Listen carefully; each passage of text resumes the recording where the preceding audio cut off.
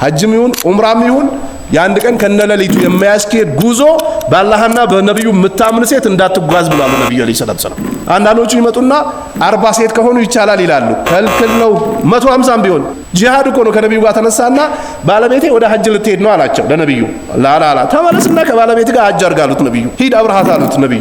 እንደዚህ የሚባል የለም። ሴቶችን ለዑምራ ለሐጅ ብሎ በግሩፕ ይዞ የሚሄዱ ዘመናዊ ወንጀል የሚያንሰራፉ ለዛውም በሱና ስም፣ ለዛውም በአቂዳ ስም፣ ለዛውም በጺም ስም፣ ለዛውም በጀለቢያ ስም፣ ለዛውም ሱሪ በማሳጠር ስም፣ ለዛውም የሙስሊሞች ወካይ ነኝ በሚል ስም ለ40 ሴት አንድ ወንድ ወኪል ሆኖ አሁን ዑምራ የሚወስዱ ሰዎች አሉ።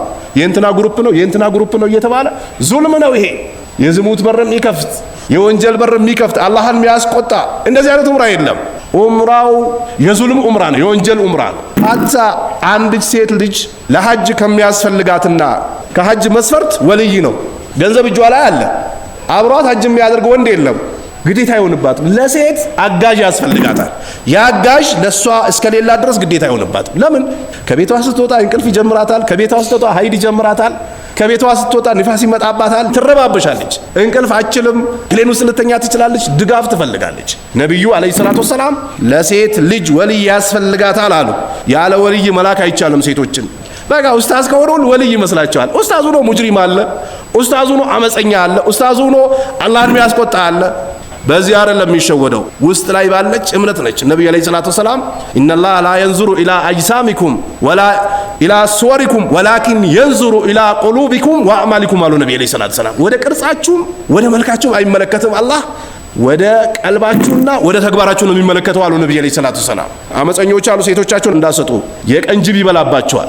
ዑምራ ብሎ ሰብስቦ ሴቶች ህፃናት የ17 የ16 ዓመት ልጆች የሀብታም ልጆችን ለኔ ግሩፕ አለኝ ከነ ኡስታዝ እንትና ጋር አብረሽ ትሄጃለሽ ይሄን ብር ክፈይ ያሉ ይዞ የሚሄዱ ሰዎች አሉ። እኔ የነዚህ የሚወስዱ ኡስታዞችና የሚሄዱ ሴቶች አይደለም እኔ የሚገርመኝ የአባት ደዩስነት የእናት ደዩስነት። ያቺ ወርቅ የሆነችው ልጅ ተቅይ ይሁን ፋጅር ይሁን ሙጅሪም ይሁን ሳያውቀው አውጥቶ ይሰጣል ልጁን። ዑምራ ሄዳ 15 ቀን 16 ቀን የት እንዳደረች አይታወቅ፣ ከማን እንዳለች አይታወቅ። ሐረም ሄዶ ይጠፋሉ። አረብ ይዟቸው በታክሲ ለታክሲ ያዞራቸዋል። ስንት መጨማለቅ አለ። በተለይ ኢትዮጵያ ላይ አላህን ፍሩ፣ አላህን ፍሩ። እንዲህ አይነት ስነ ምግባር ላይ የተሳተፉ ወንዶች አሉ። ጥንቃቄ ያድርጉ።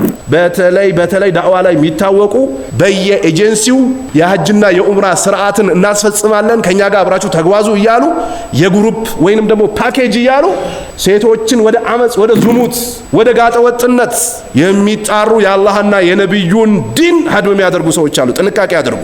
ሴቶች 40 ይሁኑ 50 ይሁኑ 150 250 ይሁኑ ያለ አባት ያለ ወልይ መንቀሳቀስ አይችሉም።